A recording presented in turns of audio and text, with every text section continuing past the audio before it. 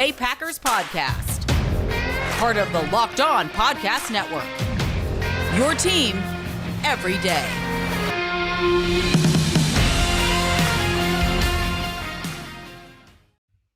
You are Locked On Packers, part of the Locked On Podcast Network, your team every day. I am Peter Bakhtiari, and I cover the Packers for The Leap, a newsletter I would love for you to subscribe to. You can follow me on Twitter, Peter_Bukowski. You can follow the podcast on Twitter at Locked On Packers. Like us on Facebook. Subscribe to the podcast, iTunes, Spotify, Google Podcasts, wherever you find podcasts, you will find Locked On Packers, the #1 Packers podcast on the internet, and the show for fans who know what happened. They want to know why and how.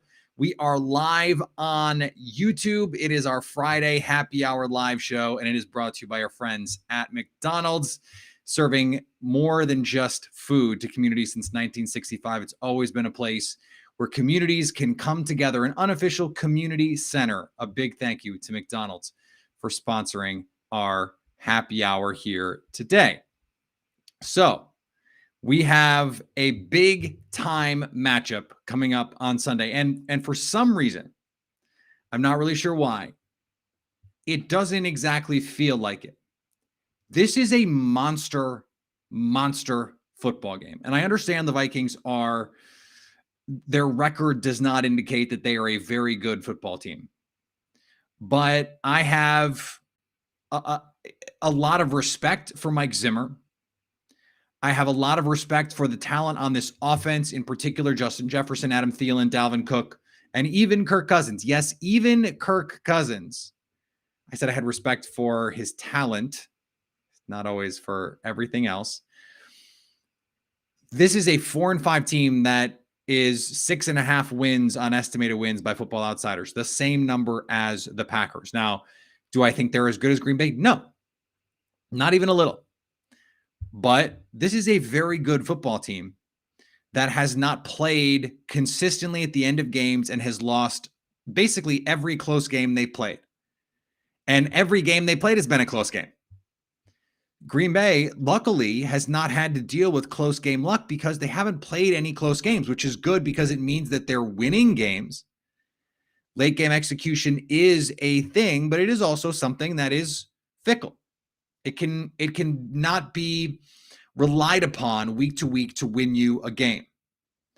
And so Green Bay they're just gonna have to come out and play really good football, and making that more difficult this week, the injuries. This David Bakhtiari situation is not going away because he practiced last week and it seemed like he was going to have a chance to play, and practiced the week before, and it seemed like he was going to have a chance to play. And now he's not practicing. And there's really no explanation for what's going on, what's happening, why. Now, it could be as simple as, yeah, they gave him some reps. He's not quite as close physically as they thought, so they're going to rest him. Maybe that's the simplest explanation. Matt LaFleur insists it's not a setback. I find that hard to believe, but maybe not. People are asking what I'm drinking. Got a little vino in the glass. I've got some rosé. It's early still. 5:30. It's happy hour. You got to get a nice little ease into it. We can start the serious business in an hour or two. But so that means against this Minnesota Vikings team, they're gonna have Elton Jenkins at left tackle, and they're gonna have the offensive line that they've had the last few weeks. There have been some issues. There have been some issues with the offensive line. Now they're still good, but some uncharacteristic mistakes as well, and that is something that I think we need to keep an eye on. Now in this game, we know what Mike Zimmer wants to do. He wants to bring some exotic pressures. He wants to try and pre-snap disguise. He wants to show you 7 coming and bring 3 and still free up a free rusher, something he is the best in the league at doing. They have a guy like Harrison Smith who's coming back, and he is someone who can show in the box like he's going to blitz from the slot, and all of a sudden he's covering the deep middle or the deep half. His ability to play everywhere is of the utmost importance to this defense. So this Packers offensive line has to be ready for that stuff. Now, Aaron Rodgers presumably is going to be ready. He has said over and over, despite the toe injury, he's going to play. Matt LaFleur said he's going to play. He's going to play. That said, the line The bet online and all the lines have been coming down. It opened at 2.5. Now, depending on when you're listening to this, when you're looking at it, it's 2, 1.5, a half. Some places the Packers have even become underdogs, half-point underdogs.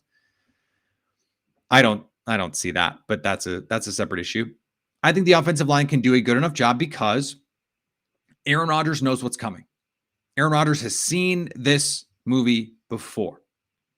Now, it is one that has given him some issues at times, but Matt LaFleur has consistently had good plans for it. You go back to week 1 at US Bank. Now, I understand no noise, but they torched the Vikings. Now, in the wind tunnel game at Lambeau, a little bit of a different story. Dalvin Cook got off. He got rolling, and they had no answers for him. I'm confident this defense, playing the way that they are, run defense still a problem. I wrote about it for the Leap yesterday, that they can do a better job containing him so that it is not the single thing that beats them. I mean, that has to be the deal. You can't let Dalvin Cook beat you. And the thing about the Vikings offensively is that if you sell out to stop Dalvin Cook, it makes it easier to get the ball to Justin Jefferson and Adam Thielen. And the Packers don't have Jair Alexander to just clamp down one of those guys. It's going to be Eric Stokes. It's going to be Kevin King. It's going to be Shannon Sullivan. It's going to be Russell Douglas. They're going to have to play more aggressive than they did last year. And remember, in that windstorm game, in a tornado, they decided, yeah, we don't need to play close to these receivers. In a game where Kirk Cousins, I think, only completed 12 or 14 passes. All of them were inside 10 yards. All of them, it felt like, were for first downs, because Mike Patton was like, well, you're not going to beat us deep. And this is something that we've talked about a lot over the course of this season. There is a plan, and then there is an execution of that plan, or there is a goal. I think that's a better way to put it. There's a goal, and then there is a plan to execute that goal.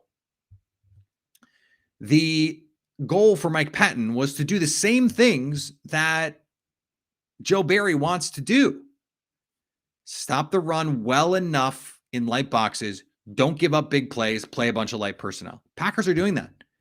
Same goal, but the execution has been importantly different. I don't expect the Packers to play a bunch of off coverage, especially not in a wind tunnel game. It's not a wind tunnel game.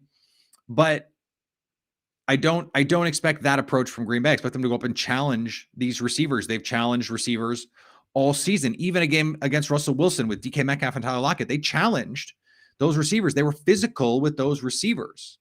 And they didn't say, okay, well, you can just do whatever you want. No. Reroute, read and react, play physical at the catch point, find the ball, attack it. That's what this defense has been doing, and I expect that to continue in this game. The other part of the injury issue for the Packers is Allen Lazard is doubtful.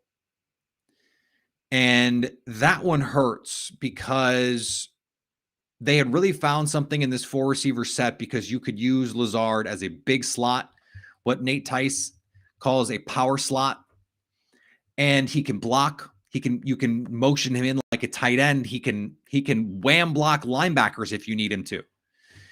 And that is a particularly useful tool to have when you want to be like the Packers and play a lot of these 4-receiver sets, which they're doing at a much higher rate the last few weeks. If you want to force the Vikings to declare coverages, spread out the defense, get out there in a 4-receiver look and say, okay, Harrison Smith, if you want to try and play from the slot and then get back to that deep third, here's 4 receivers who can be in the pattern. Figure out where they're going to be. That is a much taller order than when you're in a condensed formation, 12 personnel, and it's 2 receivers you got to worry about. It's a big difference. And so they showed a willingness, even just in the last 2 weeks since they started doing this, to put Amari Rodgers on the outside in these 4-receiver sets. Put Randall Cobb on the outside in these 4-receiver sets. So if you've got those 4 guys, say you elevate, Malik Taylor, doesn't look like he's going to be able to play. If you elevate one of these guys, then you have an extra guy. But I think they have 4 guys that they trust to be out there and to make the plays that they need to make. It's just that they don't have the same sort of versatility. Now, if they want to go back to that RPO game, Randall Cobb and AJ Dillon on the field at the same time as sort of co-running backs, I think we're going to see that a number of times in this game. It's something that when the Packers went to 21 a couple years ago with Jamal Williams and Aaron Jones, they killed the Vikings with that. And they could have done even more if not for Eric Kendricks playing, tremendous football. So the Lazard injury is an impactful one for this offense. But I still think they have the bodies to go about this defensively the way that they or offensively, the way that they want to spread out when they want to go big when they want to. And the reason you can in that case is you go big. Let's say you go 12. Mercedes Lewis, pick another tight end, Josiah DeGuara. If you have Adams and MVS out there, now every time you have MVS on the field, the Vikings have to account for him because of his ability to get deep and because of Rodgers' willingness to push the ball down the field when he's on the field to get deep. That's a big deal.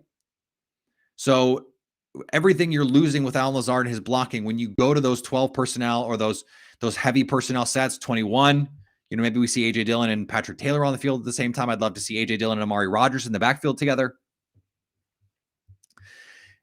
You have MVS on the field, and he threatens defenses in a way that Allen Lazard just doesn't. He just doesn't. And look, no one is a bigger fan of Allen Lazard than I am. I've longtime listeners of this show know that I have been on that bandwagon since they brought him in. That I think he can be a really good, really impactful player, and he has been. But the speed element is just something different. It's just something different. And we see it every week when you can put speed on the field and you can threaten defenses deep.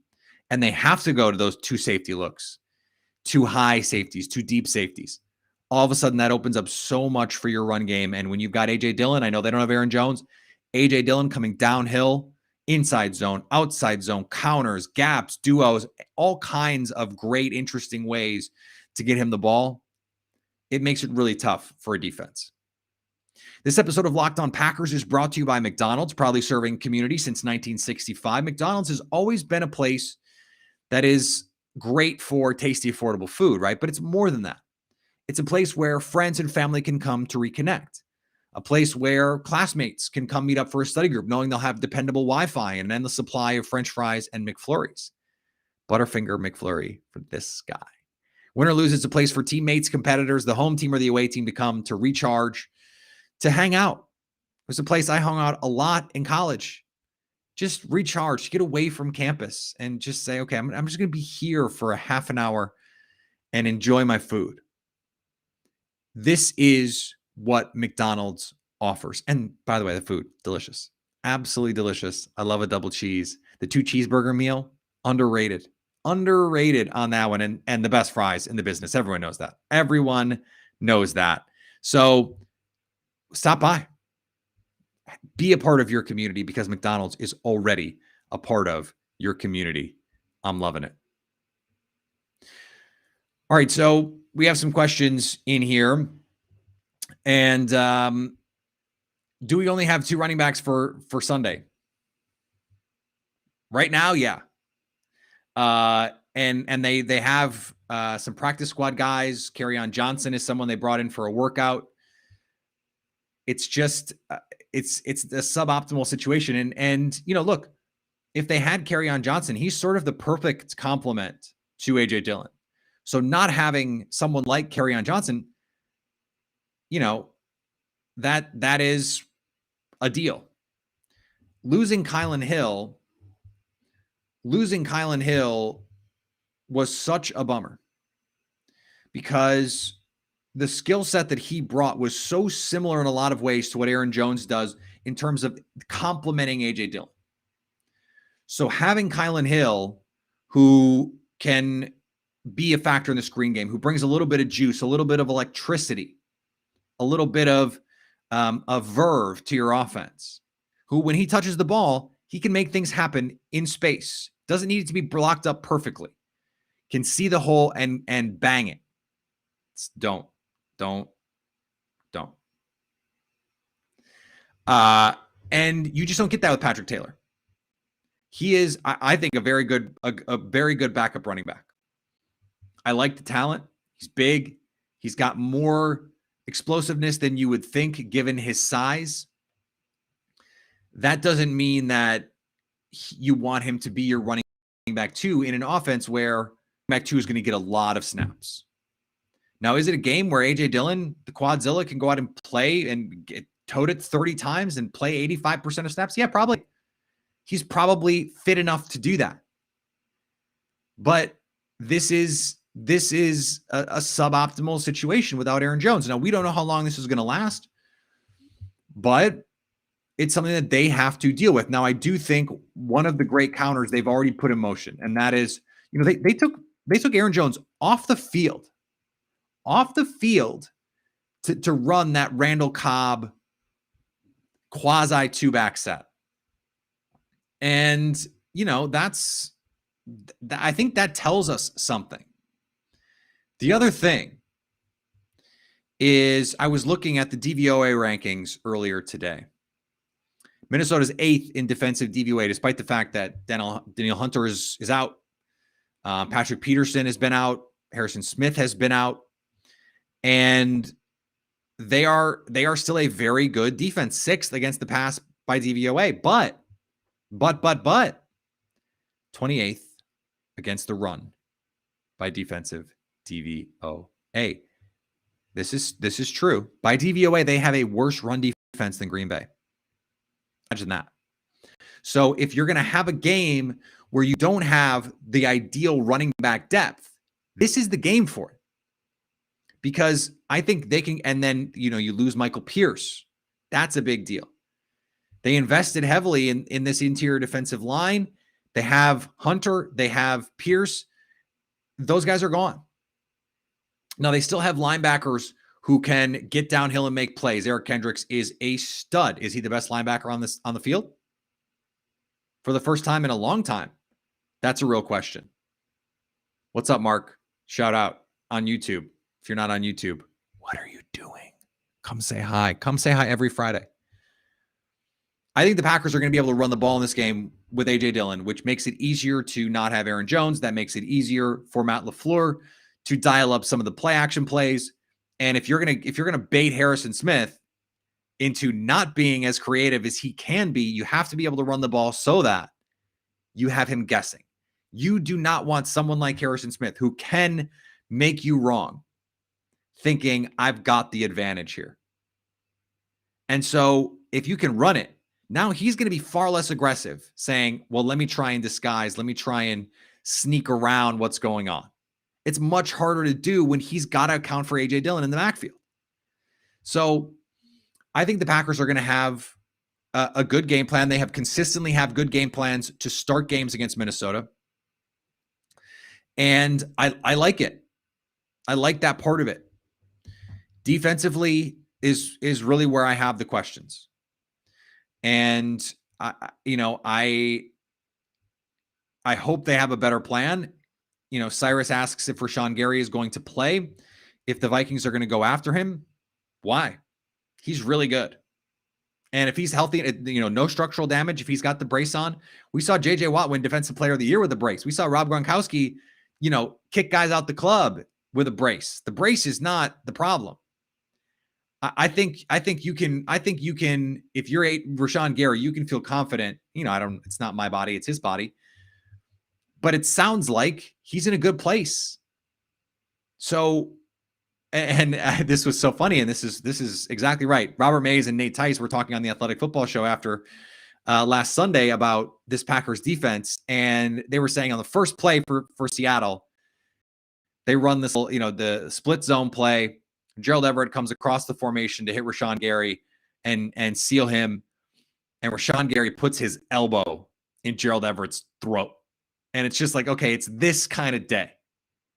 And Rashawn Gary is a tone setter, not to mention an MFer. I mean, the guy is just a straight up MFer. And I think that in a game like this, where you have to stop Dalvin Cook to win, this defense has done such a good job excluding week 1, such a good job of game planning for that opponent.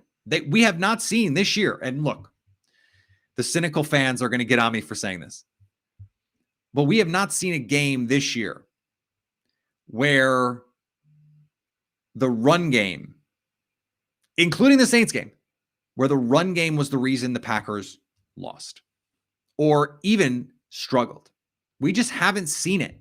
And so you can say, okay, DVOA, whatever. I understand that they don't have a great run defense. At 24th is not a great run defense. The EPA numbers are not great. But it's also not really mattered because the passing defense has been so good. And we have not seen a game where you're just going, okay, well, the offense is doing whatever they want because they can run or they can pass. The 49ers couldn't do it. You'd think the 49ers would be able to do it. They couldn't do it. And now they haven't faced a lot of these teams that are gonna just like destroy you, but the Seahawks couldn't run the ball. The Cardinals are a really creative, really sound run team. Now Kyler Murray's a part of that, but they could not gash the Packers running the ball. They had one really good drive doing it. That is a change for this defense, right? I mean, that's a change. And so I think you have to go in feeling really good about what the plan is going to be for the Packers and the fact that they have most of their guys that they've had previously, right? We're still waiting to know about Jay Alexander, still waiting to hear about Zadarius Smith and all that. But Rashawn Gary playing is a big deal because if Spider Garvin has to go the whole game, not only are you missing out on the pass rush from Rashawn Gary, but he's just not the run defender that Gary is. Gary is a complete football player. And the haters are furious. The Rashawn Gary is a bust people. They're probably a union at this point. They got together to just bitch about stuff. They're furious because Rashawn Gary is playing at an elite level this season. He has been really good. And even 85% of Rashawn Gary is better than most defensive ends, most edge players in this game. And look, Arcane Creative makes a good point on the stream. The Vikings, they are getting as much love as the Cardinals did a few weeks back. And the Packers went in and beat them. And by the way, the Vikings have played some good teams tough this year. They've also lost a lot of those games. Yes, you're right. Bane Gary. That's who is showing up on Sunday to US Bank Stadium. Today's episode is brought to you by our friends at Built Bar. Built Bar is the best tasting protein bar ever. And if you haven't tried it by now, you're missing out. They say it's a protein bar, but it's so much more than that. If you've never tried one, you don't get it. I didn't get it until I tried one. Most protein bars are gross. They're chalky. They're waxy. They're bad. But a Built Bar is soft, covered in 100% real chocolate. And when you bite into it, you just know you're eating something a little bit different. It's an experience that you're going to enjoy doing, yet low carb, low calorie, low fat, low sugar, high protein. So the healthy benefits on top of just being delicious. And they have myriad flavors. You've got your decadent ones, your double chocolates, your salted caramels. And then you've got your fruit ones, your cherry barcias, raspberry. I'm partial to the coconut almond, the coconut brownie when you can find it. And this month, Built is coming out with a whole new set of flavors every 3 to 4 days. So check out their website often. Don't miss out. Go to Built.com and use the promo code LOCKS15 to get 15% off your order. That's promo code LOCKS15 for 15% off at Built.com. Today's episode is also brought to you by our friends at Get Upside, an incredible app everyone who buys gas needs to know about. Get Upside is going to pay you. This is serious. They're going to pay you. Not serious. It's real. They're going to pay you to do something you were already going to do. Get gas. Just download the Get Upside app and use the promo code Touchdown to get a bonus 25 cents per gallon on your first fill up. That's up to 50 cents cash back per gallon. Don't pay full price at the pump anymore. Get cash back when you use Get Upside. And when you use the promo code Touchdown, you could get 50 cents per gallon cash back. Cash. If you got a big tank, that's like a nice little bit of money. I've got a Jeep and it's a big tank. So you're talking about gallons, 50 cents a gallon. I can go to McDonald's after. I'm saying. Cash out anytime with your bank account, PayPal, e-gift card, Amazon, other amazing brands. And when you do, download the Get Upside app, and you should, use the promo code touchdown to get up to 50 cents per gallon on that first tank. Thank you. Harrison gets it in the chat. Harrison, Built Bar slap. Yes, they do. Sarah also on it. Built Bars slap though. They really do. This is what I'm saying. We don't just make this up. Like the proof is in the pudding. They should have a pudding flavor. A pudding flavor would also be delicious. All right. Prediction time. Let me get a little medicine before I do. All right.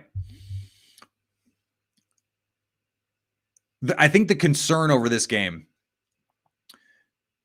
I understand it. I understand it because the Vikings are better than their record indicates. Still, when you look at the Packers and what they've done, by the way, all they've done is cover spreads this year. The team that's coming in, you've got Rodgers, who's finally back practicing. Devontae Adams now multiple weeks from COVID. And a defense that is just playing absolutely lights out. I have no reason to believe the defense is not going to continue to play well. And this is a Vikings team that didn't exactly light up a Chargers defense that has been inconsistent, really inconsistent so far this season. This Packers defense has been more consistent than the Chargers defense for at least the last month. So I think the Packers are going to be able to run the ball. I think this is going to be somewhat similar to the second meeting last year in that there's going to be a low number of possessions, but I think the Packers are going to be able to be efficient enough to win this game. I think it's going to be close, but I think the Packers win. I think they cover. I think you're looking at something like 27-24. And I know the Packers have not gotten to 27 a bunch this year. They're usually in that mid-20s range. Part of that is, continuity issues. They haven't had all their guys. But I think this matchup, Aaron Rodgers knows this defense. And A.J. Dillon, I think, is going to be able to force some guys to make some business decisions. This is not a secondary that tackles extremely well outside of Harrison Smith. And so, is Patrick Peterson going to come take on A.J. Dillon in the hole? Is Bashaud Breeland, who's questionable in this game, is he going to tackle A.J. Dillon on the edge? I don't know about that. So we've got 27-24. I think it's going to be close. Closer than Packer fans are going to want it. And Jamie, among others, have been asking for me to wear some spirit wear on the videos. So generally speaking, not going to do that. But I will be, for the first time in a very long time, first time in too long, I will be at Lambeau Field Sunday after Thanksgiving, Packers-Rams, as a fan with my family. We got the ticks. So if you're going to be around, come through. And we're going to do the live stream, I think, from the Lambeau parking lot. So that's just what it's going to be. So soon enough, maybe not soon enough, but soon. All right. You'll get your wish. You follow me on Twitter at Peter_Bukowski. Follow the podcast on Twitter, Locked On Packers. Like us on Facebook. Subscribe to the podcast, iTunes, Spotify, Google Podcasts. Wherever you find podcasts, you'll find Locked On Packers. Subscribe to us on YouTube. Subscribe to The Leap, a newsletter I would love for you to subscribe to. Awesome work from Jason today, previewing what's going on the rest of this weekend. And anytime you want to hit us up on the Locked On Packers fan hotline, you can do that, 920-341-3775, to stay Locked On Packers.